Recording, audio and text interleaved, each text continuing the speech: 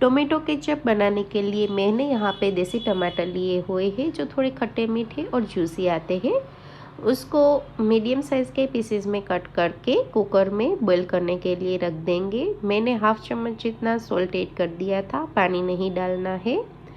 अच्छे से बॉईल हो जाए उसके बाद हम पाव भाजी स्मैशर से इसको अच्छे से स्मैश करके छन्नी से छान लेंगे ताकि बीज और छिलके ही वो अच्छे से निकल जाए। और फिर जो जूस निकलेगा उसको हम उबालने के लिए रख देंगे। और उसमें मैंने शक्कर डाली है, 2 कप जितनी शक्कर डाल के फिर से उबाल आने के लिए रख देंगे। आप देख सकते हो कि ये घट होने लग गया है, हाफ से भी कम क्वांटिटी हो जाएंगी। और आप इसको इस तरह से चेक भी कर सकते हैं। इस तरह से पानी नहीं दिखे इट मीन्स कि आपका सॉस बिल्कुल रेडी है। अब इसको हम गरम गरम हो तभी प्रिजर्वेटिव डाल देंगे और फिर ठंडा हो उसके बाद बोतल में हम इसको भर के फ्रिज में पूरे साल के लिए स्टोर कर देंगे।